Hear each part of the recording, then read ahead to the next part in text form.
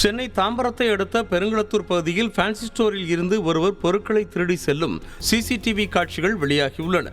தொடர்ந்து இதுபோன்ற செயல்களில் சிலர் ஈடுபட்டு வருவதாக குற்றம் சாட்டிய கடை உரிமையாளர் அவர்கள் மீது கடும் நடவடிக்கை எடுக்க வேண்டும் என கோரிக்கை விடுத்திருக்கிறார்.